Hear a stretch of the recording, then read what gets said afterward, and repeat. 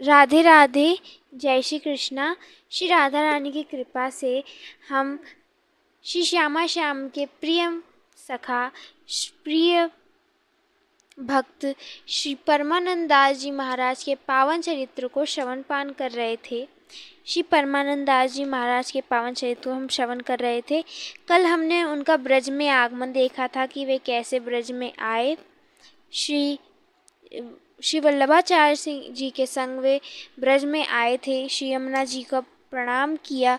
उसके बाद उन्होंने यमुना महारानी पर पद गाए और इसके उपरांत महाप्रभु जी गोकुल पधारे एवं परमानंद दास जी को बाल लीला विशिष्ट गोकुल के दर्शन भी करवाए। वहाँ पर उन्होंने गोकुल की लीलाओं को देखकर उस पर भी उन्होंने पद गाया, जहाँ पर वे गाते हैं कि बड़ा सुंदर पद है, बड़े सुने अच्छे से।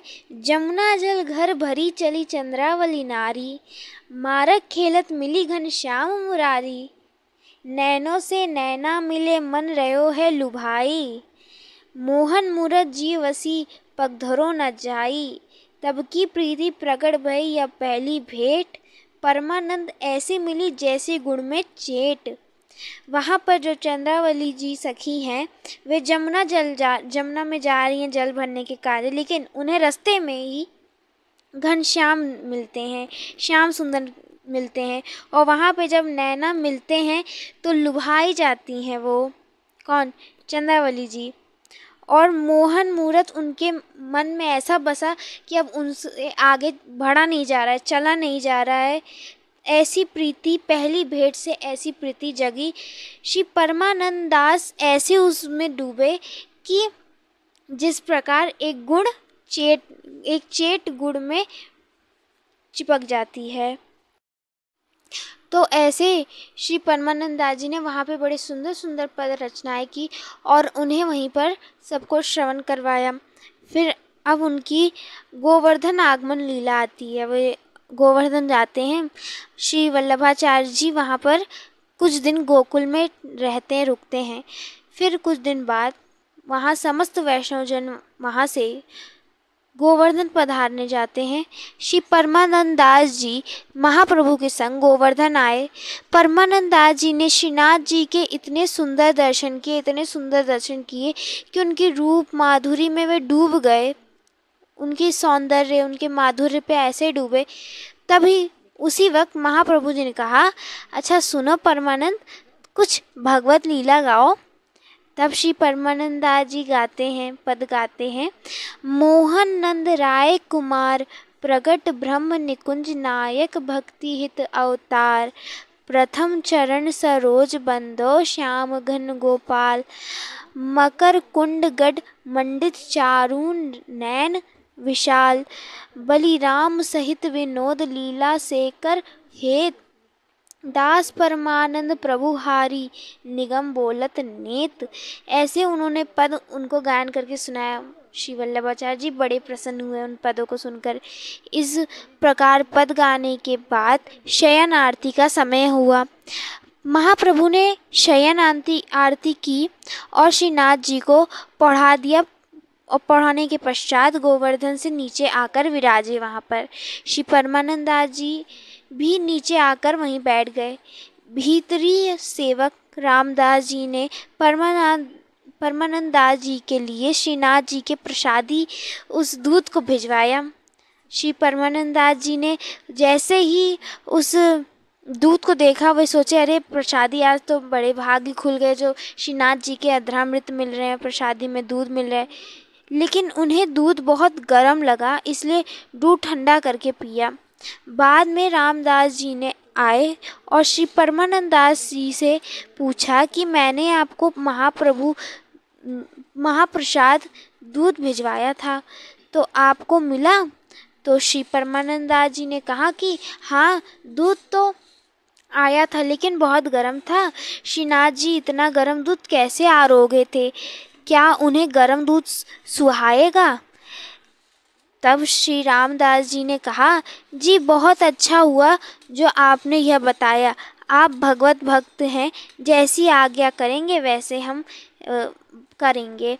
फिर सब सेवक सेवा में सावधान रहने लग गए। सुबह मंगला के समय श्री परमानंद दास जी ने वहाँ पे पद सुनाया। इसके पश्चात केलयू के पद सुनाए। इन पदों के गान के बाद ठाकुर जी के मंगला के दर्शन खुले। तब परमानंद दास जी ने श्रीनाथ जी के दर्शन किए एवं उनसे पूछा, आप गर्म दूध क्यों आरोगते हो? श्रीनाथ जी ने कहा, मुझे जो ये भोग लगाते हैं मैं वही आरोगता हूँ। मेरे भक्तजन मुझे जो भी प्रेम से दे देते हैं, पधरा देते हैं, मैं उसे बड़े प्रेम से आरोगता हूँ। तब ये सब बातें हुई। फिर एक दिन एक लीला होती है। श्री परमानंद दास जी नित्य ही श्रीनाथ जी के कीर्तन को सुनाते थे। एक दिन क्या हुआ, एक राजा आया श्रीनाथ जी के दर्शन करने के काजे, वहाँ पे दर्शन करने आया। राजा ने दर्शन किया और अपनी रानी से भी कहा जाकर कि श्रीनाथ जी बड़े सुंदर हैं, बड़े सुंदर लग रहे हैं, तू भी जाके दर्शन कर ले। रानी ने कहा कि जैसी हमारी रीति है वैसे हो तो दर्शन करने जाऊंगी, अर्थात मंदिर में कोई ना हो, एकांत दर्शन में। वे चाहती थी कि वे अकेले दर्शन करें, कोई उन्हें देखे ना, वो ऐसा चाहती थी। इस पर राजा ने कहा कि श्रीनाथ जी के दर्शन में कैसा पर्दा, लेकिन रानी मानी नहीं। तब राजा महाप्रभु के पास आया और विनती करने लग गया कि महाराज, मैंने रानी को बहुत समझाया लेकिन वो समझ नहीं रही है, वे ऐसे दर्शन करना नहीं चाहती, इसलिए आप कृपा करके दर्शन करवाओ। महाप्रभु ने कहा, रानी को लेकर आओ, पहले उन्हें दर्शन कराएंगे फिर बाकी लोगों को दर्शन करवाएंगे। तो जो राजा होता है वो अपनी रानी को लेकर आता है। रानी आती है।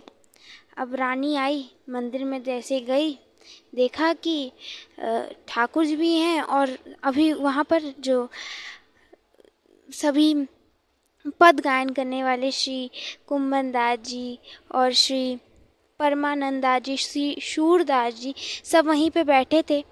तो जब रानी ने देखा कि ये यहाँ बैठे हैं अभी, तो राजा कहने लग गया, इनको भी यहाँ से थोड़ा करिए तब मैं दर्शन करूँगी, मैं एकांत में दर्शन करूँगी, इतना कहने लग गए। तो तब राजा ने कहा, तब वे सब भी चले गए, जो सारे भक्तजन थे, परमानंद दास जी, श्री सूरदास जी, श्री नंददास जी, सब वहाँ से चले गए। अब जब दर्शन किया, अब जैसे दर्शन वो करने आई, वहाँ से उन्होंने जैसे ही सखाओं को हटाया, तब ठाकुर जी को बुरा लग गया कि इसने मेरे सखान को हटा दिया, इसने मेरे भक्त लोगों को हटा दिया। पहले तो इसने कहा कि ये भक्तजनों का द्वार बंद करवा दी और अब ये मेरे सखान को भी हटा दी। ठाकुर जी इस बात पे चिढ़ गए। उन्होंने क्या किया, जैसे ही रानी दर्शन करने को काजे आई तो वहीं से उन्होंने पीछे का द्वार खोला और जैसे ही पीछे का द्वार खुला, सारे जो भक्तजन श्रीनाथ जी के दर्शन के लिए रुके थे, वो सारे भक्तजन रानी के ऊपर चलने लग गए। खूब तेज से भगदौड़ मच गई और उसी भगदड़ में जो रानी थी उसकी तो लाज ही चली गई, क्योंकि कहीं से उसका कपड़ा फट गया, कहीं से उसका पर्दा गिर गया जिस पर्दे में वो थी, और ऐसे उसका सारी स्थिति खराब हो गई। बेचारी रानी जो थी बड़ी लज्जित हुई, उसके साथ ऐसा हुआ। अब जो राजा था उसने अपनी रानी से कहा, राजा ने कहा, मैंने तो पहले ही कहा था ठाकुर जी के दर्शन में कैसा पर्दा, ये ब्रज के ठाकुर हैं, इन्होंने किसी को पर्दे में कभी रहने नहीं दिया है। उस समय भी श्री परमानंद दास जी पद गाते हैं। सभी जो बाहर बैठे, जो श्री शूरदास जी थे, श्री नंददास जी थे, श्री परमानंद दास जी थे, वे समझ गए कि ठाकुर जी ने ये लीला हमारे लिए की है और फिर सब पद गाने लग गए।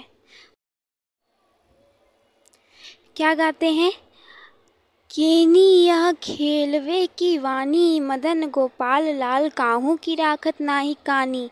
भली यह खेलवे की वानी, मदन गोपाल लाल काहू की नाही राखत कानी। अपने अपने हाथ ले देत हैं चनवर दूध दही घृत सानी। जोवर जो तो आँख दिखावे, परधन को दिन दान।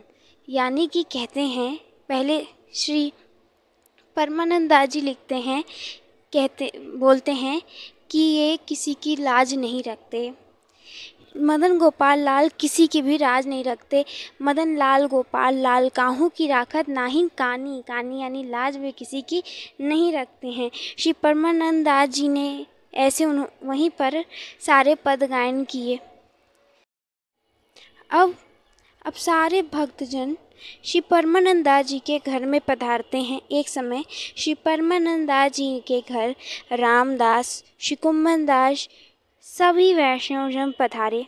घर में भगवत भक्त आए जानकर श्री परमानंद दास जी बड़े खुश हुए कि आज तो मेरे भाग खुले, और बहुत खुश हुए और विचार करके सोचने लग गए कि आज मेरे घर भगवत भक्त आए हैं, यह मेरा बड़ा भाग्य है, क्योंकि श्री ठाकुर जी इन भगवत भक्तों के हृदय में निवास करते हैं। इसलिए इन भक्तों की कृपा होगी तो श्री ठाकुर जी की कृपा भी होगी। अगर भगवान के वैष्णव ने हम पर कृपा कर दी तो यही मानना चाहिए कि हम पर ठाकुर जी की कृपा हो गई है, संतों की कृपा हो गई तो ठाकुर जी की कृपा हो गई है। प्रथम तो इन भक्तों पर कुछ न्योछावर करना चाहिए, लेकिन मेरे पास तो न्योछावर करने को कुछ है ही नहीं, मैं क्या न्योछावर करूं? यह सोचते हुए श्री परमानंद दास जी ने पद गाया। आए मेरे नंद नंदन के प्यारे, माला तिलक मनोहर बानो त्रिभुवन के उजियारे, प्रेम सहत वसत मन मोहन ने कहूँ तरत न टारे।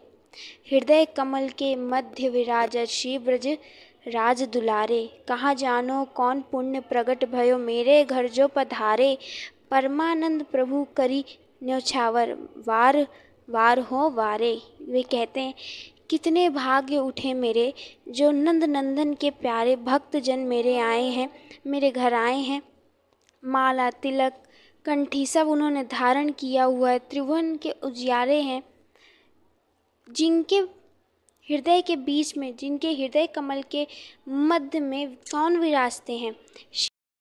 श्री ब्रजराज दुलारे, श्री श्याम सुंदर विराजते हैं। ना जाने आज मेरे कौन से पुण्य उठे हैं, भाग्य, जो आज मेरे घर संत भक्तजन पधारे हैं। परमानंद दास न्योछावर जाएं बारे बारे, यह पद उन्होंने गाया। इस पद को श्री परमानंद दास जी ने भक्तों को भेंट की तरह दिया था। उन्होंने भेंट स्वरूप इन पद को सुनाया था और फिर सभी भक्तजनों को उन्होंने विदा किया। बताया जाता है कि उन्होंने 2000 से भी जो उनके पद है वो हमें मिलते हैं। पद 2000 से ज़्यादा पद हमें मिलते हैं, जिन्हें हम श्रवण कर सकते हैं, सुन सकते हैं, पढ़ सकते हैं।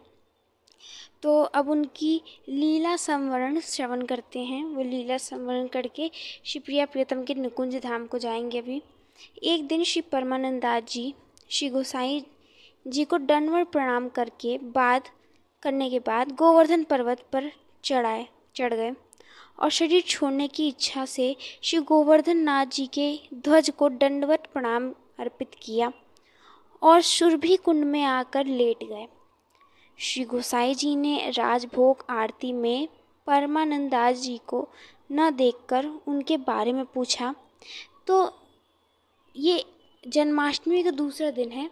दूसरे दिन सुबह नंदोत्सव हुआ। फिर नंदोत्सव होने के पश्चात दोपहर में राजभोग का समय था और तब जब श्री गोसाई जी ने सोचा कि कहाँ है परमानंद दास जी, दिख नहीं रहे हैं।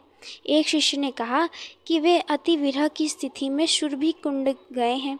श्री गोसाई जी फिर उनके बारे में जानने के लिए सुरभि कुंड गए। श्री परमानंद दास जी ने श्री गोसाई जी को देखा, उन्हें दंडवत प्रणाम किया और श्री गोसाई जी के सामने उन्होंने राग सारंग में प्रीति तो श्री नंद नंदन में सौ कीजय ऐसा गाया। एक शिष्य ने परमानंद दास जी से अनुरोध किया कि उन्हें कोई ऐसा उपाय बताएं जिससे श्री ठाकुर जी मुझ पर कृपा करें। ऐसा कह रहे हैं। श्री परमानंद दास जी ने राग भैरव में प्रातः समय उठ किए श्री लक्ष्मण सूत गान गाया और कहा कि इसे एकाग्रता से गाओगे तो इसका फल प्राप्त होगा, उसके बाद श्री परमानंद दास जी ने अपने मन को जुगल स्वरूप में एकाग्र करते हुए राग सारंग में राधे बैठी तिलक सौ आरती, ऐसे उन्होंने पद गाना शुरू किया। उसी वक्त श्री गोसाई जी उन्होंने उनके श्री परमानंद दास जी के सर को अपने गोद में लिया हुआ था और सर को सहला रहे थे। तत्क्षण उन्होंने अपने देह को त्याग किया श्री परमानंद दास जी ने, और फिर वो इस देह को त्याग कर श्री निकुंज में चले गए, श्री प्रिया प्रियतम की नित्य लीला में चले गए। श्री गोसाई जी ने उस समय कहा था कि पुष्टि मार्ग में दो महासागर थे, अर्थात सूरदास जी और परमानंद दास जी ने। उस वक्त उन्होंने ये दो शब्द बोले थे, भक्तजनों के नाम लिए थे। इस प्रकार हमने श्री परमानंद दास जी महाराज के पावन चरित्र को श्रवण पान किया। इनकी अक्सर जो भी लीला थी, जो भी इनका चरित्र था, उसमें पद थे। इनकी सारी बातें अक्सर पद ही में थी, तो हमने पद ही गायन किया। इस प्रकार इनका पावन चरित्र श्रवण हमने किया। श्री जी ऐसे ही कृपा बनाए रखें और हम भगवान के प्रिय भक्तों के चरित्र सुनते रहें। तो ऐसे श्री जी की कृपा से अभी हम यहीं विराम देते हैं। लाडली जी की कृपा से अब श्री जी जो चाहेंगी वही अब हम आगे श्रवण करेंगे। तो तब तक के लिए आप सभी भक्तों को राधे राधे, जय श्री कृष्णा।